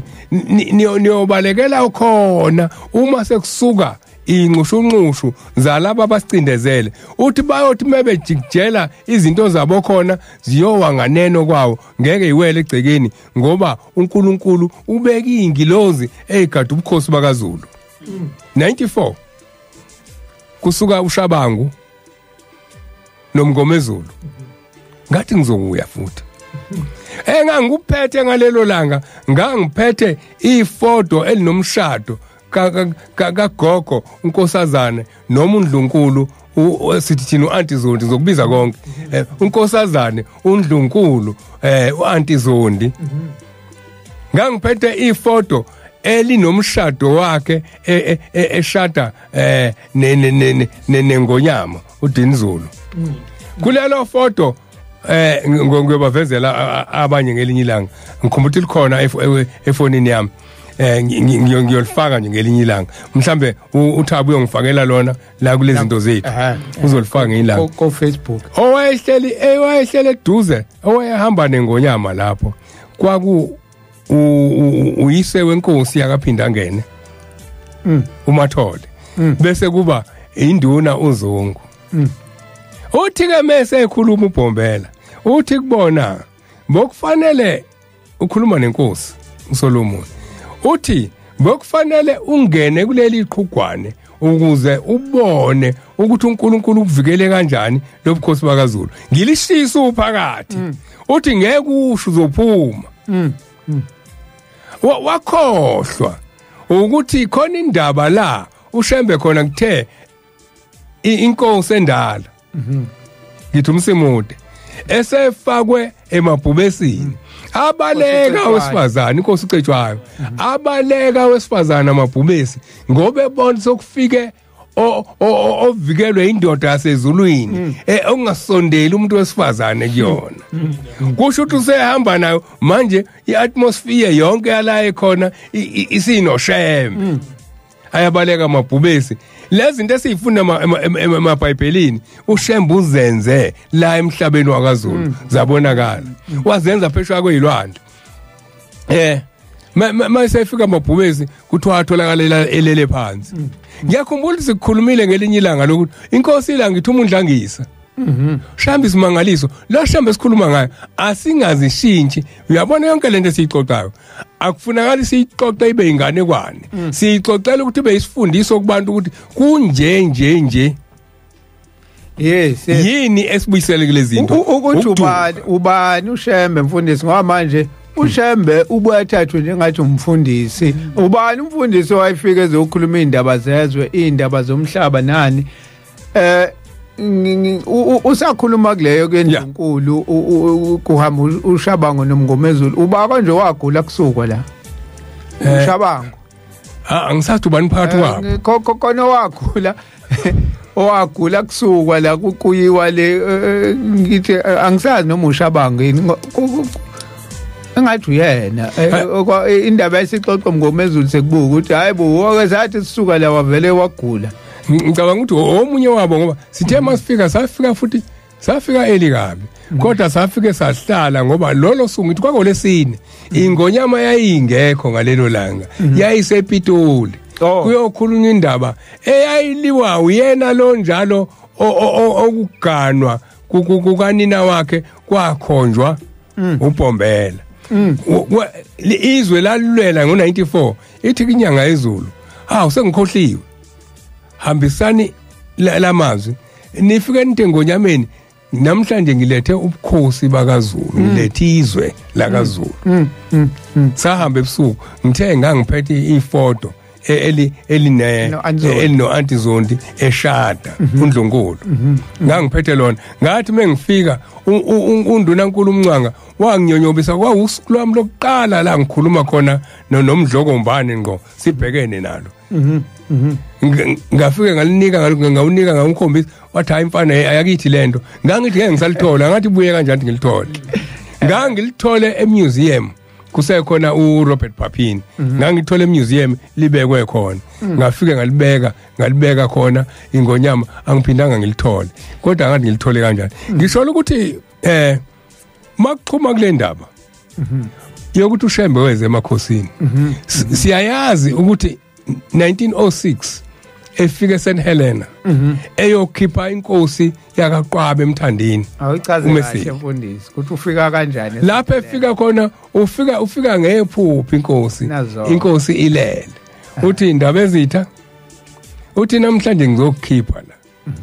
akakafiki uShembe la akakafiki ingakho amanazareth afuna aqaphele kufanele aqaphele njengoba sila nje asizokhuluma indaba yesihlalo engiphambi kwazi kodwa sokhuluma ngoShembe ophelele uShembe kamoya uShembe ophelele uShembe wafika ngo1906 inyama ingakafiki la sikhuluma leyo ndaba sikhuluma ngendaba eyabona uNkabinde wanqaba wathi ngeke ngisukume uNkabinde wathi eseqala ukugoloza kakhulu uShembe ngelinye sikhuluma ngendaba esimangaliso ngiyakunqanda manje angavuleka amakhabethe ayahluka angavuleka amakhabethe kuzokonakala lento ayipheli manje ngiyayibuza ke ukuthi 1906 ukuthi amakhabethe ngizolokhu kunyathela manje ayavuleka wavala emevuleka manje na ke 1906 uyafika ke uthi namhlanje mina Shembe ngizokukhipha la kodwa ke okungiphatha kabi ukuthi usumdala ngeke usakwazi ukungigidela wena kodwa sengiyogidelwa indodana yakho uzophuma ke siyohlangana nawe ekhaya inkosi yakaqwabe eMthandeni ichaba ngokuthi ubani yena lo muntu othi sesohlangana naye sesohlangana naye angayikholwa lento ngakusasa kumenyeze kuthiwa bambize ngegama kungakafiki lapho ukuthi inkosi meseni iphume ngiyakhumbula ukuthi babefuna ukuyidlisa upoison uthi babamkhulu ugade kusasa khona ukudla bazokunika ungakudli yeah angithi manje kuvuleka amakhabethe avuleka yonke indawo manje na ke ubaba mkhulu sithe namhlanje isihloko senkonzo sithi uShembe nomhlaba ngesikhathi eboshiwe inkosi uMesili wayeboshelwe yona leyo nto ukuthi bakuthiwa bazophatha amapasi ezweni labo kuthiwa inkomo zethu ayijove umhlaba wofuna uthathwe ukuthi manje uzothi uhamba kanyuswa kufanele uphathe ipasi uzothi uhamba eThekwini emaqadini uphathe ipasi kwakunjalo wafika wathi uShembe ngizokulwa naleyo nto yavela beboshelwe kuthiwa bathelela ikhanda uboshelwe ukuthelela ikhanda njengoba ngikhona ilapho kwasuka khona kaBhambathi ilapho phela la uboshwa khona inkosi yaseMthanzeni iboshelwa kona lokho mayiphuma ngempela ke kwenzekile lokho yaphuma inkosi yaseMthandeni uMeseli mephuma inkosi uMagwaza ozala inkosi ekhona uyena esambone ngabashiye sina njengokusho kaShembe ukuthi ngoba manje ngeke usakwazi ukusina siyokusinelwa indodana yakho yayisiphenduka iba yiNazaretha ake sibuyele kule yaseNdlunkulu sibuyele kule yaseNdlunkulu ngesikhathi umnyayiza ehlanganisa ibutho ngale insizwa yaze yafika nakubacindezela indaba yokuthi hayibo lo muntu abaseNdlunkulu bathi niyambona lo muntu seyaguqelwa thina iNduna nebutho likhuleka limile yena baguqa phansi abantu uyabona abantu bamhlonipha ngaphezulu kwengonyama uzofuna ubukhosi ababona ukuthi ufika umyayezi umbona njengomuntu obona ithuba osumathuba ngoba phela ayikho inkosi isesiqingini la iboshwe khona isesiqingini manje uyabona ukuthi hayibo kwathi inkosi isejele kwasefika umuntu lo muntu angibona ngamzolo umyayeza ngimbuka njengomuntu wayevikela umkhosi bakwabo wayevikela iNdlunkulu kodwa ke phela wayibuka ngamehla semhlabeni kodwa angithi ke manje wayesebutho lo muntu iagenda ayithukisile uthukuse uMathole uthukuse uMathole unayo inkosi yakhe afuna ukuyibeka lo muntu kanti le nkosi yakhe ayifuna ukuyibeka uthi uNdunankulu wesizwe sakaZulu okusukela la ubuka ngamehlo amnawa semhlabeni umyayiza ubaba mkhulu akabeki noMathole uzobeka okhalweni likaMathole lukaMathole khona into azoyibeka la okhalweni likaMathole ezozala ozoba yilento ayishoyo lento esho umyayisi uyabona masubheka ngesikhathi ubaba mkhulu umuzi waseLindi uthi ubaba mkhulu ithi le ndoda kaMncwanga ngangihleli phansi nayo umuntu webheshu nje sasibathathu futhi la sihleli khona kwakuyona kumfundisi ubuthelezi kuyimina ngiyayitshela umthetho angizoyincane ukuthi nangiphela umdlokombane engasalibuyisa ifoto lami ithi lalela mfana ngikuxoxela indaba yaseLinda wayixoxa yonke uthi ke wasuka lapho esezwile ngalomhlangano ohlanganiso omnyayiza njengoba sizwa ngomnyayiza kandabuko wasuka lapho wahamba ngeinyawo waze wayobhajwe Fryhead kaMfundisi uThabethe ehamba ngonyawo umfundisi uThabethe ubevule ukhuluma ngoThabethe engathi ungakhuluma ngamawele asikho nginyathele baba nginyathele sisizoya kuThabethe indaba kaThabethe nje iyodwa isuka ibe inkinga iyodwa waze wafika ngeke ngisasho sekuphumuleni sofuna ngichaze kodwa into enkulu kakhulu yalolu hlelo ngoba sikhuluma nje ukuthi sazi ukuthi ihlabelelo zikaShembe ziwumthandazo azinama notes ziliphethe inote elilodwa elafika nengilozi mhlazana ifika kuyena uthi omunye zazithi mayifika le ihlabelelo ebese ebiza wayembhalela ebese ebhala lo bhalayo abhala ebese ethi biza izingane hayibiza izingane ezihlalela ebese ethi ke nansi indlela yokucula lesihlabelelo esifike ngalendlela manje na ke into enjalo kusho ukuthi ingilozi izonyakaza ngoba zilalele le rhythm noma mhlambe le siqi lesici salokuhlabelela isona sonyangalizi ingilosi namhlanje ngikhulumela ngesonto edlule yahlupha lento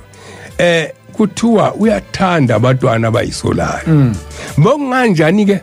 phela kufuna ngibe ngishumayela asixoxe indaba ngoba into enkulu ebiyenze namhlanje kunamadoda ancokwayo ukuthiwa ayakushaya ukuhlabelela kodwa bese ubuza ukuthi makufika ingilozi yafika nalesihlabelelo ingafika ingeza inganyakaza yini ngoba inkomo ilalela ukukhala kwenkomo inkonyana ilalela ukukhala kanini mungathi mufuna inkomo bese ubeka imbuzi khalithi me ngeke inyakaza ngakho ke le ihlabelelo wayazi khona ihlabelelo into wawulalela Zulu asihlatshelelwa njengenkosi yethu Simakade siba isigeke mawushintsha usenza indlela yakho siyayikhumbula indaba yomfana owathi hamba eya ku 23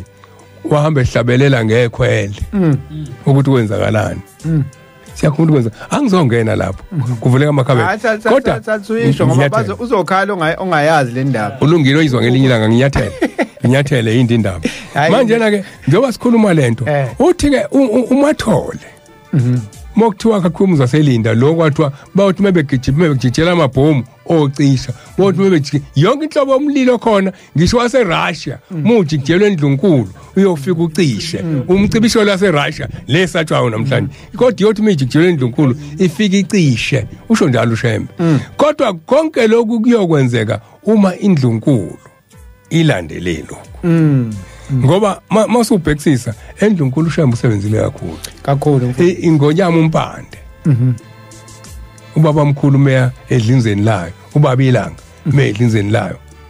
kwase kunzima kakhulu kodwa wayesememezile ethi useshila umpande wathi la ilele khona akaphumule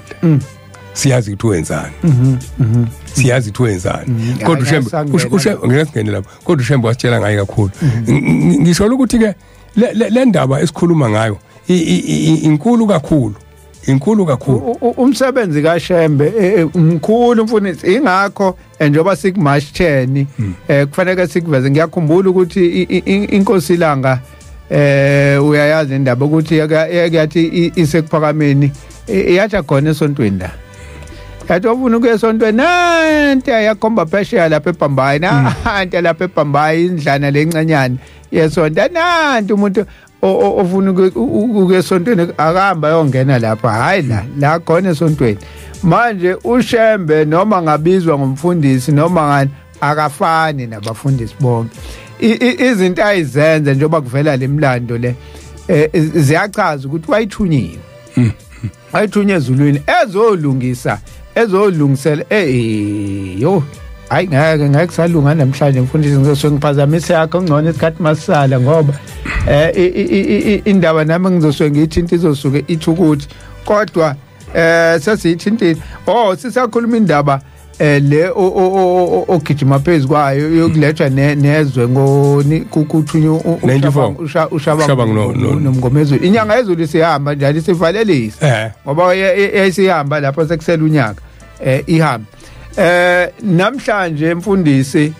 sibonile kuthemakiwa okhethweni ngawo lo 94 okhuluma ngawo wabhikisha umntwana wakaphinda ngena emela amakhosi emela izwe lakaZulu wathi uma ningayikhuluma indaba yomhlaba yikho into esoyivotela wama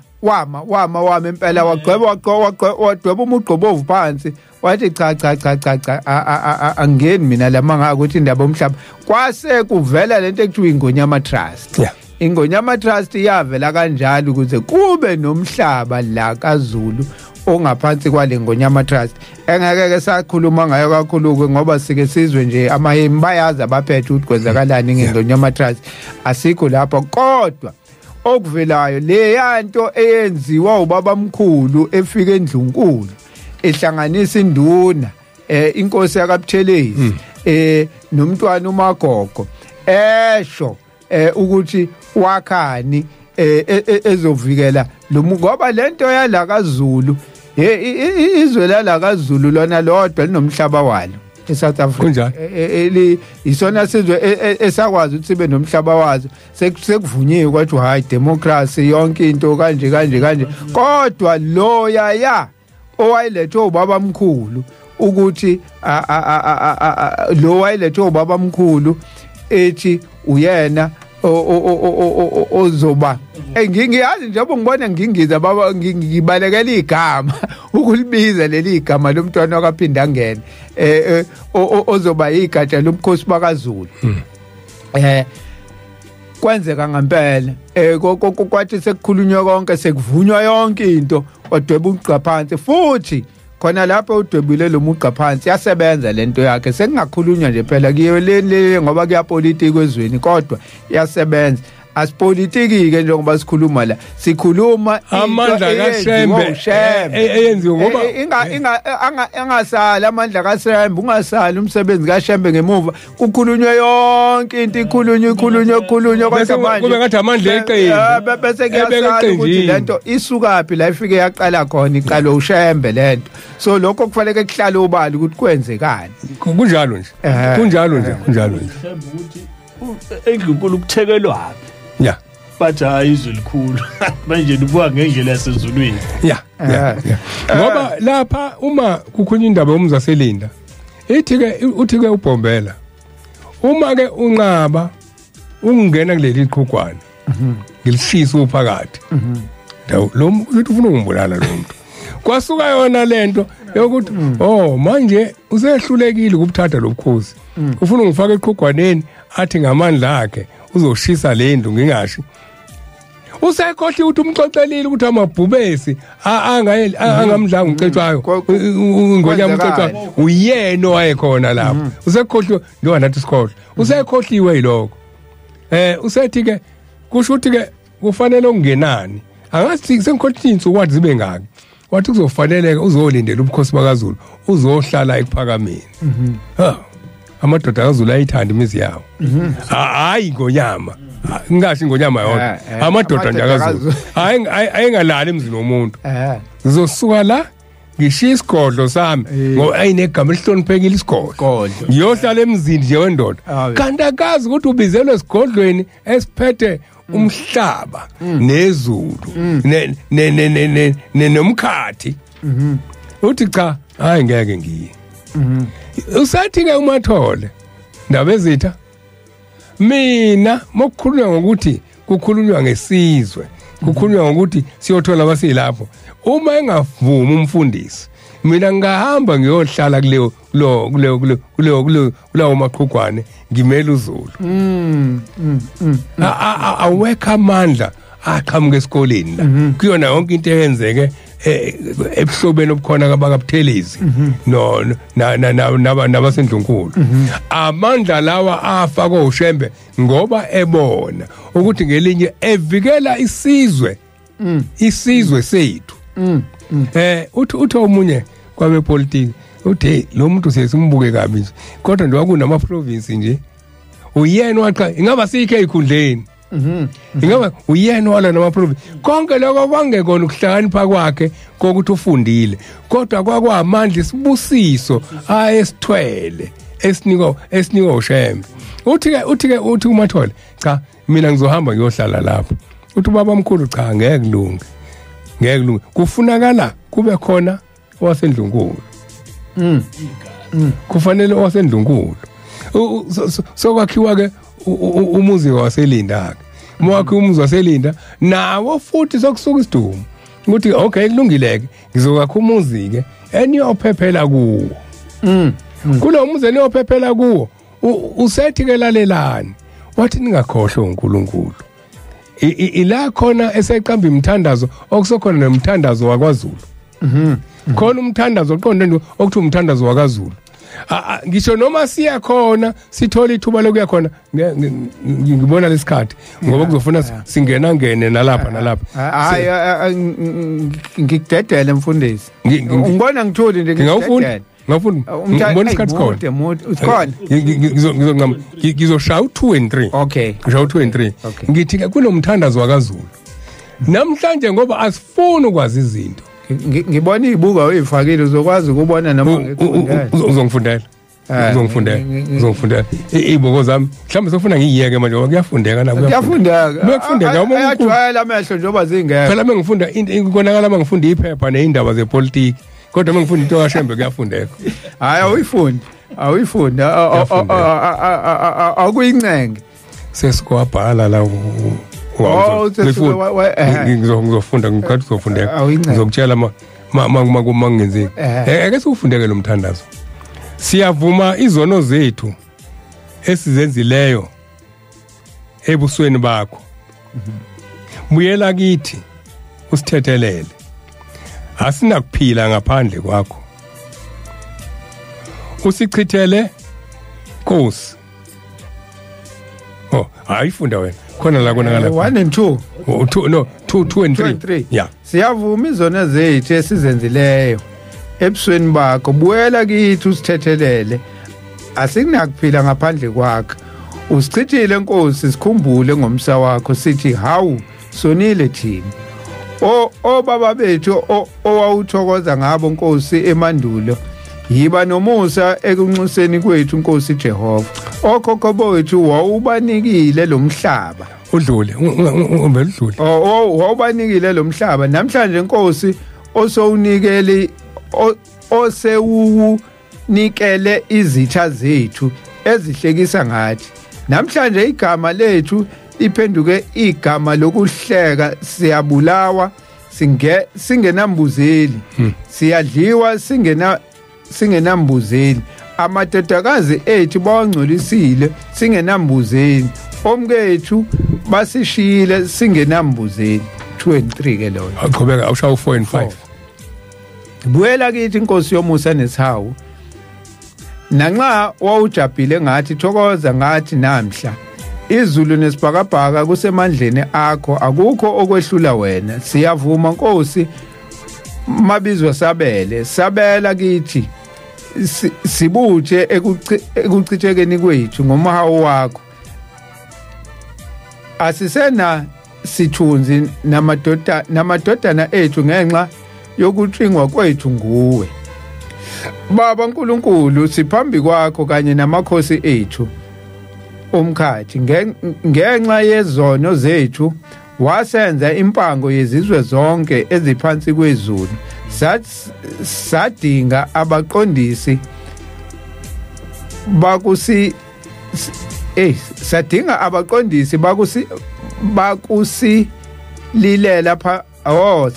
abaqondisi abaya kusililela phambi kwakho siyavuma Nkosi izono zethu kanye nezokhokho bethu abonile ngazo ebusweni bakho siyabonga siyabonga ngezinto ezafuna ukucorrectwa la spelling siyabonga babuthabo Mr Samboti siyabonga kakhulu ukusifundela lo mthandazo ngicabanga ukuthi namhlanje sinikwa uthi mefika eNdlunkulu uthi uzolamula impi uthi uzolamula impi indlela nje ukukhumbuzana indlela yokukhumbuzana namanje uShembe usekhona namanje uShembe akapheli kodwa kunye ngikushoyo ngithi into ezohlupha abantu yinye ezosihlupha thina njengabantu ile yokuthi uma kukhulunywa ngoShembe sibuka isihlalo sikhohlwa ile ndaba ngo1906 kwangekho sicephu kwangekho sihlalo kwangekho umuntu ohlele esiceshini kwangekho umuntu obizwa ngoShembe kodwa wayesefikile esemoyeni ngesikhathi efikile esemoyeni kwakufanele noma engasekho noma esefikile enyameni sibuke sidlule enyameni sibuke lezo ikhathi zakhe esemoyeni ngoba khona sikhombise kona okukhulu ukuthi uyakwazi ukuthi ethe khona kwenye indawo ebesebenza kwenye indawo kusihluphileke lokhu ukuthi sigcine sibuke ihlalo namanje noma ingamnandi kanjani lento esiyikhuluma la kodwa abantu bazobuthi umaphi lo oyikhulumayo abazobuka ukuthi sikhuluma ngoCebekhulu uCebekhulu umuntu omdala kakhulu le ndaba ayikhulumayo indaba ayibona ngamehlo mengikhuluma la ngikhuluma ngomncwanga ukuthi kwenzekani ngo94 sihleli naye exoxa indaba abangayibonanga uCebekhulu babeyixoxelwa oyise abangayibonanga babeyixoxelwa oyise ngoba manje abantu abakhulile mfundisi sengibuka isikhathi ngoba sikhuluma ngomhlaba sesike samdlala umshumayelo uZuma kodwa ngicela ukuphinde ngimphinde siyamphinda baba umshumayelo uZuma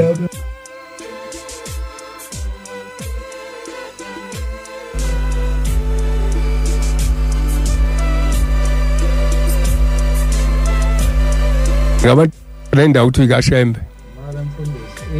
awupheli khona indawo eziningi ubaba mkhulu amaplazi awathengile ubaba mkhulu bekithi ngizothola inamba yawo kodwa angaphezulu kuka50 amaplaza awathengayo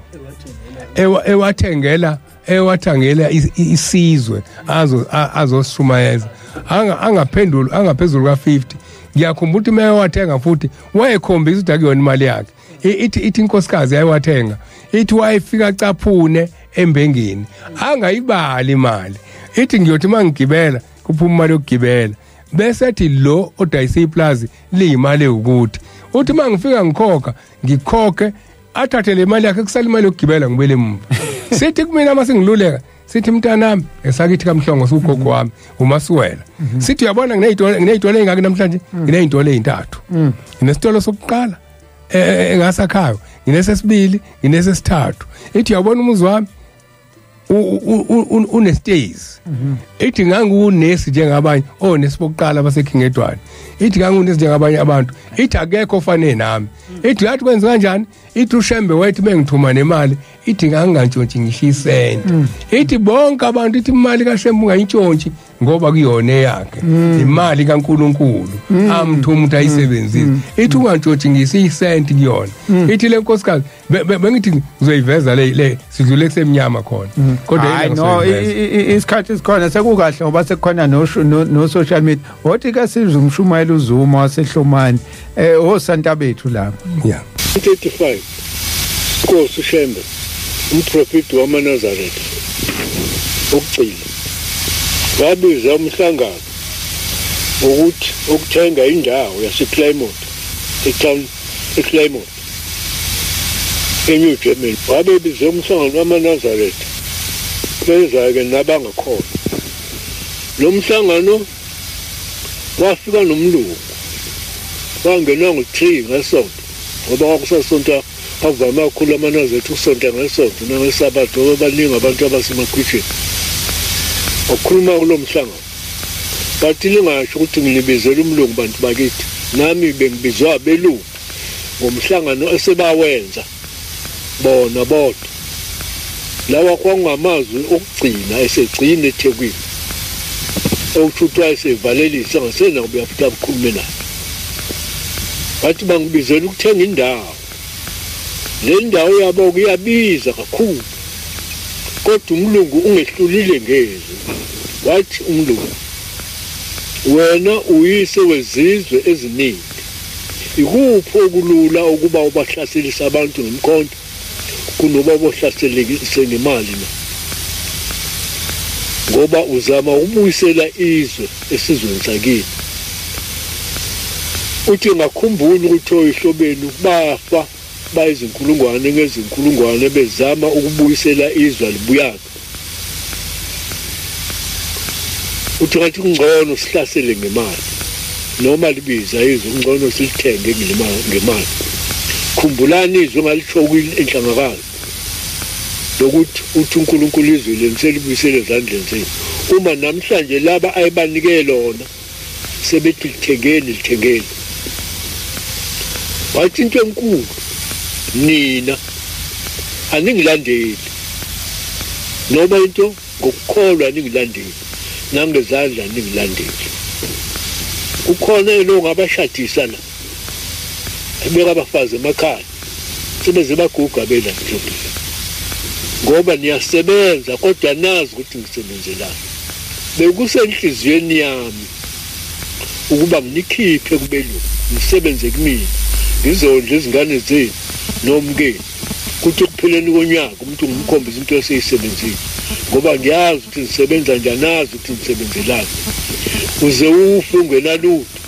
ingane zakho hambe ekhokha amacala akukhona utho uthi mawufa ingane zakho zihambe zicoshe ngemva kwakho ngoba nisizwe esingakwazi ukuhlupheka into eniyaziyo inkomo kuphela eThekwini ngithenga indawo ngathi nayo indawo yakhana indlu ephezu kwenye ukuthi uma kufika umkeni bafikele lapha behlala kuleyo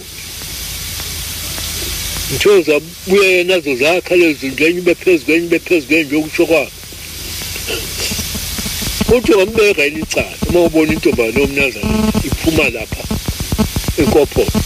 uzathi ayilalephi ngoba unayo indawo kulala nami ngilapha nje ngiyolala emzini wendiya ngoba ninendawo kodwa ngiyasebenza ngesikhathi engafika ngaso la ngabe sengiphakela izizwe kodwa kwenzeki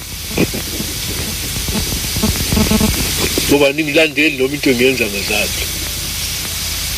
waphenduka wabheka kwabangakhona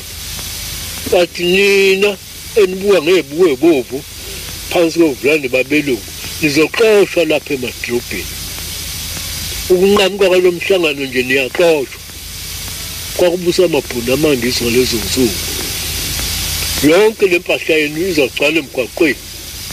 ngalesikhathi bayongekho ama-alo iy'nkomplazi yonke imikhumbula ongekho umuntu abantu bonke babesemeyivile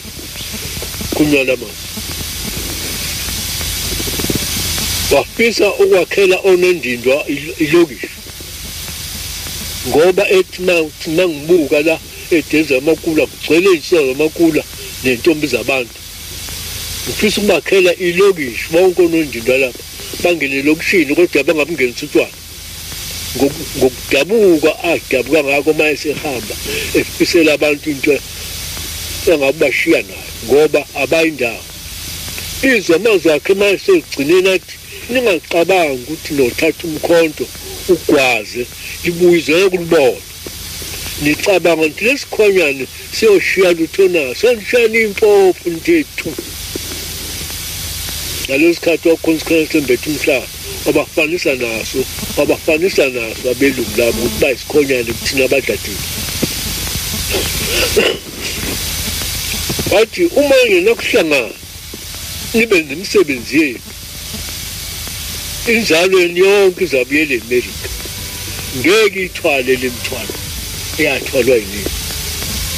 ngaleso sikhathi wayengekho intombazane yomnazi ethi fake exathini nomfazi ofake exathini ngemvalo namhlanje saphenduka sibuyela khona eMelika lapha asho khona waphenduka futhi wabheka ukuba ngakhona wathi thina amasheshe ningamaweseli ningamaroma nofika nini konke lapho kodwa ngizanibamba ngabanye ngiphelele amazwi la akathumekile awakhuluma eThekwini esecini ukuthi umani ngenakuhlangana nibe nemisebenzi yenu nizophela namhlanje kukulela iphuzu ukusebenza kubelungu uNkulunkulu kakufunanga akusona intando kaNkulunkulu sibe phansi kwabelungu intando kaNkulunkulu masihlangane sonke sibe munye sibe yisizwe wayezama ukusikhipha kulokhu hlupheko asakhe sibe yisizwe sakhe kodwa kwenzekanga manje akugcina asho umani yena kuhlangana nibe nemisebenzi enizophela enzalweni yobuyele enkulu eMelika asho aqedwe umhlaba nahlaba isihlabelelo abantu file kuNazaretha Mfundisi hayi sibonge kumshumayeli uZuma ngithi asivale ngaye ngoba sikuMarch abalaleli bangathuki ungathi khona kuningi siyakushiya sisekuMarch ukufika kwalento esihlangene ngayo uyamuza umshumayeli uZuma la ukhuluma indaba uthi uShembe wayengafuni sisebenzele awayengafuni sibe yigcila zezinye izizwe 2 la ukhuluma indaba yomhlangano waseClermont uShembe wayikhuluma indaba othi akuzothenga umhlaba uShembe futhi sizokhumbula ukuthi ufike emakhosini wathi akuthenga umhlaba anqaba amakhosi azothenga kanjani umhlaba wethu ngoba vele wethu abelungu ababuyisa umhlaba wethu uyamuza umshumayeli uZuma la uyasho cha yahlasela ngomkhondo washo umlungu wayikhipha iadvice ethi hey nina hlaselani yini engcono ukuthi nihlasele ngezikhali noma nihlasele ngemali ngoba kwakothi ukuhlasela ngemali kunomlungu la mhlambe ngesonto ezayo sokhuluma ngaye futhi umfundisi uWilcox umfundisi uWilcox omunye wabelungu owayengakuthini ofana noCollins owabanga kubantu wayekwazi ukuthi advise noma afukuzela ngento okungokuthi uWilcox wagcina edingisiwe eSouth Africa edingiswa uhulumeni ehlangene nabanye amabhunu ngoba wayesethenga ethengela abantu abamnyama emhlaba ethi abahlanganisa imali bese beyithenga imhlaba ukuze bayiphathe ngamatayitele kwenza lento le ubaba omkhulu ayisho la kanye nalendlela lekhulunywa umshumayeli uZuma kodwa sizo ngeSabatha elizayo umfundisi ngibuka ukuthi hayi sesihambe nje impela isikhathi asavuma okwangempela kodwa siyabonga komdala weinsuku sixolise ekubalaleli ngoba angikwazi ngithi ngiyangena ku WhatsApp angene network ayikho angazi indaba ye-load shedding ukuthi senzani sithi ngithi ngena ku Facebook akungeneki siyaxolisa kakhulu ukuthi singakwazi ukuxhumana yincingo lana konke nje kodwa ke siyathemba ukuthi kuzohamba khamba ngoba phela kusenalezi inkinga maye kwashaya load shedding nje kuvele kuphazamiseka izinto eziningi mfundisi sicela uvalelise ake sivalelise kodwa ke babafuna ukuthola zonke lezi ndaba esizikhulumayo mebefuna ukuthintana nami 060 61 31 515 060 61 31 515 umfundisi umhlongo siyabonga kakhulu inkosi mayivuma ngesonto elizayo sobe sikhona sithi uShembe uyinkosi amen siyabonga kakhulu umfundisi wazivalela kamnandi wasicelela nesibusiso uThabo kaSambothi lo inanda 88.4 FM uhlelo Sikhumbula Ekuphakameni njengoba seshilo umfundisi wathi abadinga lokho esikhuluma ngakho sizokwazi ukuthi sikuthole WhatsApp awunakusengithi wena mfundisi othe WhatsApp bazokuthola ku WhatsApp befuna ukufona uzobe usumyalela konke mina ngithi Sikhumbula Ekuphakameni YouTube page Sikhumbula Ekuphakameni Facebook page uzokuthola hayi kodwa phela manje ngoba lezi zinto sayohlanganiswa cishe mhlambe kusasa ntambama noma ngomsombuluko zobe seyifakiwe ku YouTube na ku Facebook Thabo kaSambothi inamba 076 054 3833 076 054 3833 sibonge kosibesinabo e-studio sibonge kuMfokamwandla uyobuya sisize ngeincwadi la asiphenya leincwadi ukuxhakaxhaka sihlale sikhuluma ngeincwadi ukuthi ezihlale siphethe incwadi abanazareth awathenga incwadi abantu abalalela lo hlelo abathenga incwadi nginazo nazo incwadi sinazo siyiphethe Tumela zenkosi langa incwadi uShembe imithetho ishumi kaJehova ziningi incwadi abantu abadinga incwadi bangasithinta bazoyithola kule number esiyikhiphile kuphinde futhi konke yini uNuclear hayi incwadi sesikhulumile ngazi incwadi ikhona uThabo ke wakaSambothi kuyo le number ekade ngishilo yazi ngathi khona into engiyikhohlwayo ngithi ngikhohlwa umthithiyelo ohlelo uAndile umfokadlamini cishe ngaze ngabe yonke lento ngaba yikho ngoba sifike kukubi kabi kuxhakaxhaka la kade khamba ugesi usanda sibonga indla simbonga umakhwayo sifike kuxhakaxhaka kabi la ugesi kade ungekho wahlanganisa umfokadlamini hayi izinto ayinakho noNkulunkulu wasekuphakameni wakwazi ukuthi izinto zaflowa ngendlela sibonga kakhulu Andile Mfokadlamini uNkulunkulu mayivumile nangeSabatha elizayo siyobe sikhona inkosi yomusa ibe nani amen